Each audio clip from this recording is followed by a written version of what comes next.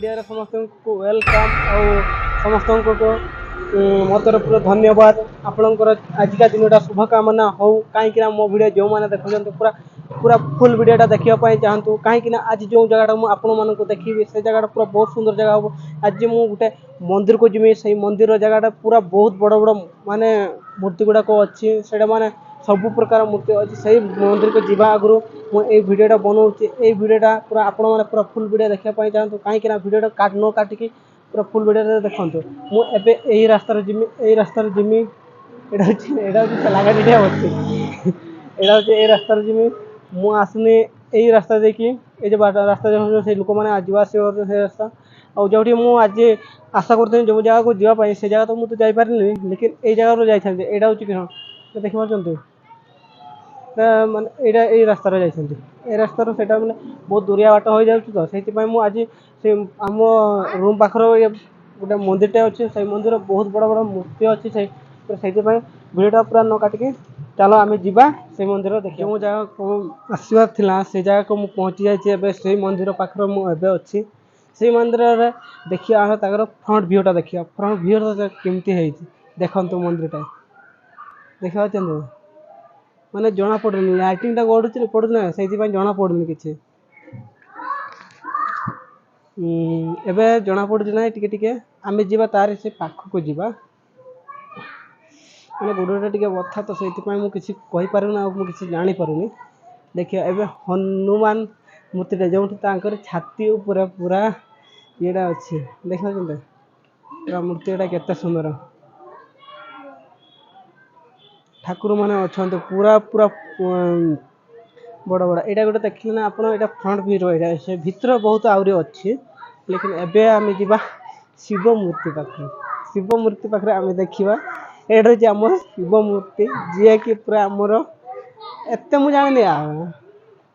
देखिए मो पचर अच्छा देखिए ना या जा तार जे तार यहाँ हूँ आउटसाइड इनसाइड देखिए लुक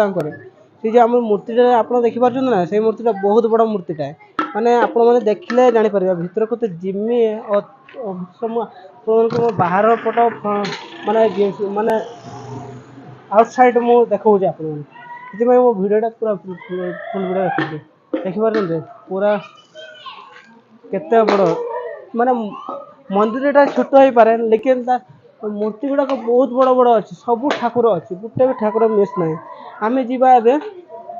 मंदिर भितर को चलो गेट आप देखिए गेट मंदिर गेट एबे जीवा भितर को दर्शक मैंने भी भितर अच्छा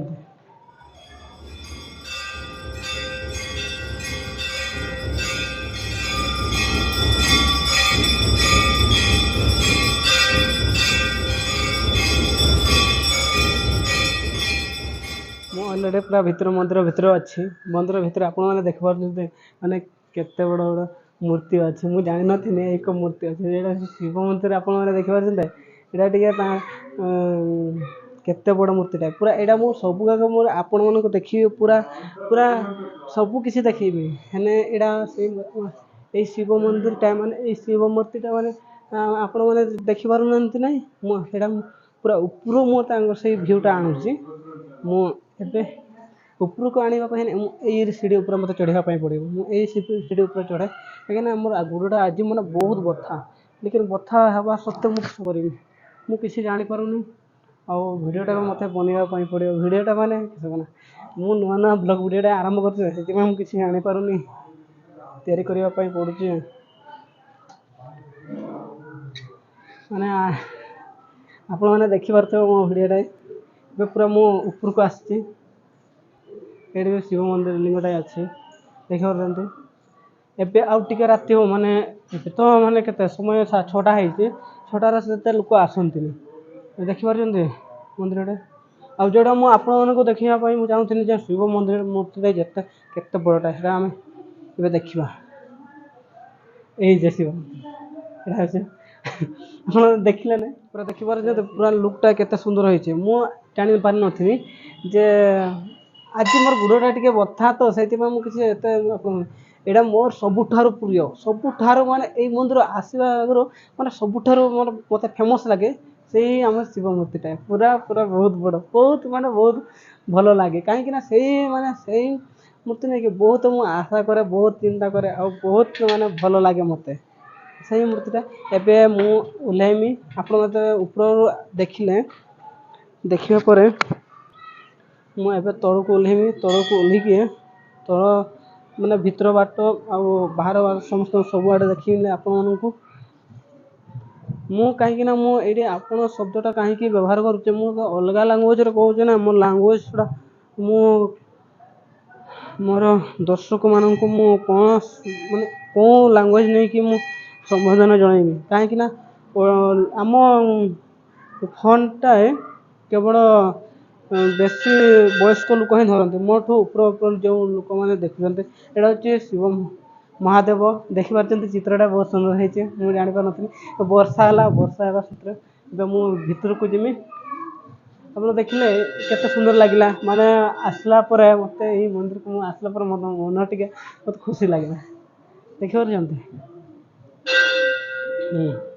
ହେଇଛି ଭିଡ଼ିଓଟା କେମିତି ଲାଗିଲା ଆଉ କିପରି ଲାଗିଲା ମୋତେ କମେଣ୍ଟ କରିକି ଜଣାନ୍ତୁ। ଆଉ ଲାଇକ୍, କମେଣ୍ଟ, ସବସ୍କ୍ରାଇବ୍ ଆଉ ସାଙ୍ଗମାନଙ୍କୁ ସେୟାର କରିବା ପାଇଁ କେବେ ବି ଭୁଲନ୍ତୁନି। କାହିଁକିନା ମୁଁ ଏତେ କଷ୍ଟରେ ମୁଁ ଆପଣଙ୍କ ପାଇଁ ଭିଡ଼ିଓଟେ ବନଉଛି। ଆପଣଙ୍କର ଛୋଟ ଭାଇ ଭାବିକି ମୋର ଚ୍ୟାନେଲ୍ଟିକୁ ସବସ୍କ୍ରାଇବ୍ କରନ୍ତୁ, ଲାଇକ୍ କରନ୍ତୁ, କମେଣ୍ଟ କରିକି ମୋତେ ଟିକେ ଜଣାନ୍ତୁ ମୋ ଭିଡ଼ିଓଟା କେମିତି ଲାଗିଲା।